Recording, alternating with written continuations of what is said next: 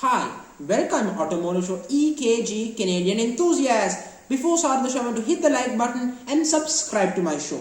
Now let's get started. Now today on the show, we're going to do the one last comparison test of the best three before the grand finale of best compact luxury sports sedan in North America and in the world. So far we have 5 vehicles right there: Lexus, Genesis, Kia and Cadillac. Now the question is, who are the next 4?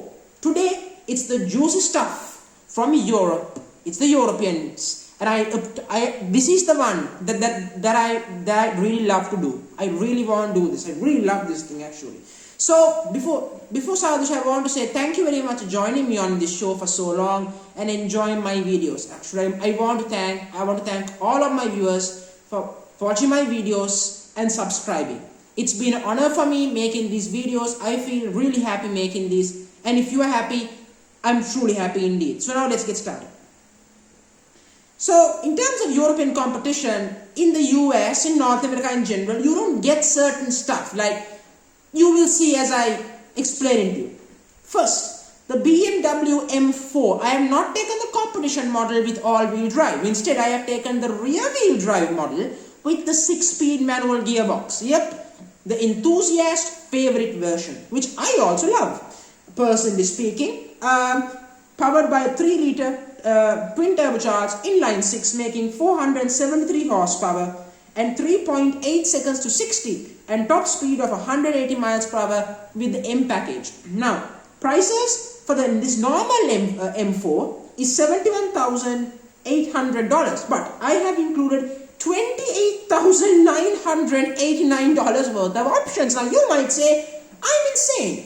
I'm not. This is what people do when they buy a BMW. They go crazy and they put unbelievable option extras. But some option extras do make sense, which I have discovered. Overall, the price is $101,129. So we are at 3 figures. So you can see the price jump from being Asian to American to now European. Then and in terms of fuel wise, it does 19 miles per gallon, the M4. Then of course the M3. The M3 starts around $69,900. So it's almost 70k. I must admit that. But again, this has $28,729 worth of options. That means the price is $90,529. It's not quite $100,000. It's a 4-door and plus no all-wheel drive, no competition pack. This is strictly 6-speed manual gearbox, rear-wheel drive, 0 to 60, 4 seconds 60. So I'm going to the ones that the enthusiasts mostly care and love. That's what I really want to give you. Then moving on from that, let's talk about Mercedes. Now the all-new generation of the C-Class is still not available in the US, so you can still buy the previous gen C-Class. There is nothing wrong with that. In fact, I think that many people love the old C-Class more than the new class, even though I don't agree with that. But this time, I do agree, because this is the Mercedes-Benz C63 AMG S version. I have fully spec'd this. Prices start from $76,200 with $19,045 worth of options. Combined, $95,770. And it's powered by the glorious, legendary Brilliance and Brilliant 4-liter twin-turbo V8 with 503 horsepower, 0 to 60, 3.8 seconds. Top speed, 180 miles per hour. And in terms of fuel efficiency, 21 miles per gallon. It doesn't matter, but I will tell you the MPG numbers, but you will see the comparison is why these numbers matter. Then the last 2 ones, the Audi Rs5. Now you might say, wait a minute, hold on, where is Rs4? Because people in North America, this is my European viewers, they can't have the Rs4 because they don't buy estates or station wagons. So they don't get that much. Just to note. So the Rs5 4-door Sportback, 2.9 liter twin turbo V6, 444 horsepower, 174 miles per hour, 0 to 60 in 3.3 seconds. Top speed, as I said, price starts from $76,200. Oddly the same as Mercedes, but options, you'll be shocked. Audi will make you pay $38,000 plus $38,000 worth of options. You heard me. That's the price of a Toyota RAV4 for one option. That's for options that you have to spend. Overall, $109,000. So Audi Rs5, you better do good to justify your price. I am telling you. In terms of moving from that, of course, let's talk about Alfa Romeo. Because Alfa is a brand that's often being loved by the enthusiasts, people like me. I believe that you have to own Alfa Romeo to be a proper enthusiast. Now, I don't have Alfa Romeo, but in the future, in my life, I do want to own Alfa Romeo to be a proper enthusiast. It will be miserable, but painful, but that's a sensation. But that's not the modern day Alfa Romeos, they're well built. This is the new Giulia Quadrifoglio, which is of course been updated and tweaked, of course. Specs: 4-door saloon, all-wheel drive, 8-speed automatic, 2.9 twin-turbo V6, 505 horsepower, more power than everyone else. Top speed 191 miles per hour, 0 to 60 3.6 seconds.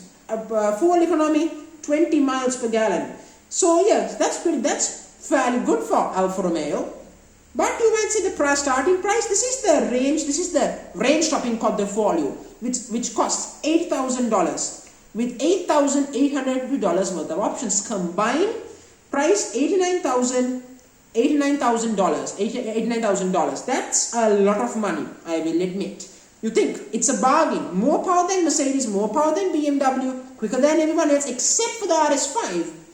That's a bargain, but you will see why it's a bargain as the comparison test goes through. You will see, indeed. The daily category. I always love the daily category because it matters. Interior wise, Mercedes-Benz is still the best even though it's the last gen. 10 out of 10. BMWs, both the BMWs gets 9.5 each. Audi 9 points, Alfa 7. In terms of technology, BMW is best, 10 out of 10 for both BMs. Mercedes-Benz C63, 9 out of 10. Audi, 8 out of 10. Alfa Romeo, 6 out of 10. Tech-wise, they are not that good as the Germans. Comfort, Mercedes is a lazy muscle car in my mind. One that drives good, 10 out of 10. BMW, 9.5 out of 10 each for the M3 and M4. Rs5, 9 out of 10. Alfa, 7 out of 10.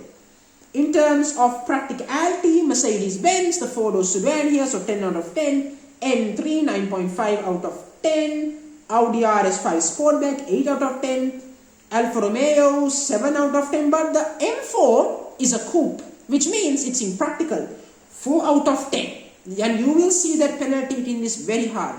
In terms of, let's talk in terms of MPG. Well, it doesn't really matter as you know. But I can say 6 out of 10 for the M3. 5 out of 10 each for the C63 and the M4, and 3 out of 10 for the M4, and 4 out of 10 for the Alfa Romeo. So that's pretty good. Then in terms of value for money, the best package, despite BMW, Mercedes for me is the best. I will give it 10 out of 10. Then in terms of BMW, both get 9.5 out of 10 each. Then Audi, 8 out of 10. It's too expensive in my mind, and it doesn't have a V8. It doesn't have inline 6. It has a twin-turbo V6, the same engine as a more affordable S4 or S5. What's the point of that?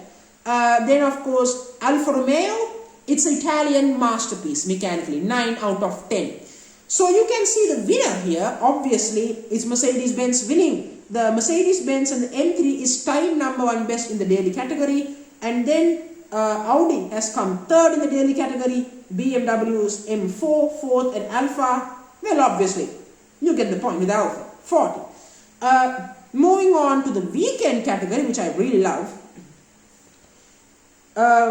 Styling. I like the styling of the Mercedes. It's mean, it's AMG, it's brutal, 10 out of 10, but the Alfa is an Italian masterpiece.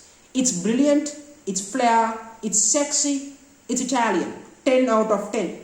Audi, it's Rs5 Sportback, 8 out of 10. M3, M4 styling is controversial, but the styling is now growing on me. So I will give it a generous 6 out of 10 each for M3, M4.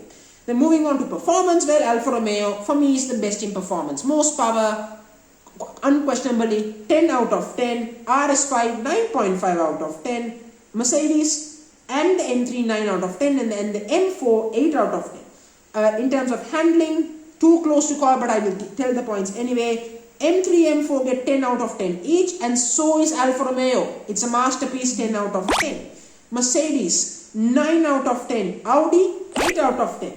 In terms of brand prestige, again, too close to call here, must admit. Mercedes, 10 out of 10. BMW, 9.5 out of 10 for the M3 and M4 each. Alfa Romeo, it's a legendary brand, 9 out of 10. Audi, well, Quattro Rally heritage, but it's still not that there in my mind, 8 out of 10. Now, future classics. Which are these going to be classics? Too close. Mercedes, the twin BMWs and Alfa Romeo both get 10 out of 10. They are all classics for the future. One has a V8 engine and rear wheel drive, which is becoming very difficult indeed in the future. And then you have, of course, the Alfa Romeo, a rear wheel drive Alfa Romeo. People going to remember this for a long time if this does survive the time. And then Audi gets 9 out of 10 because, again, Rs5, Rs4s are never going to die, so they will continue to exist and get better, just so you should know. So overall, the winner of the weekend category is Alfa Romeo. What a surprise, isn't it? It's Alfa Romeo.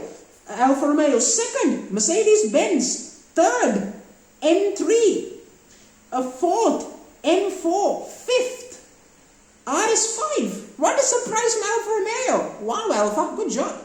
So the winner of the comparison test, the four that will qualify to the grand finale, well, that goes to Mercedes-Benz with 102 points, M3 98.5 points, Audi third, they have pulled ahead Audi 89.5 points. But here's the shocking moment. Alfa Romeo's strong comeback in the weekend category has allowed them to tie fourth best with the M4. That means they both will also qualify. That means the top 4 qualifies for the finale. However, 5 vehicles will qualify because the Alfa is tied with the BMW. So it's tied. That means, in general, all 5 of these will qualify for the finale. It's an unexpected event. I didn't expect it either. I thought Alfa was not going to make it, but it did. So join me on the finale of the best compact luxury sports sedan in the world and in North America. You will see Japanese competitors, Asian, Japanese, Koreans, Americans and Europeans. Let's see what's best. So join me. Thank you very much joining me on the show.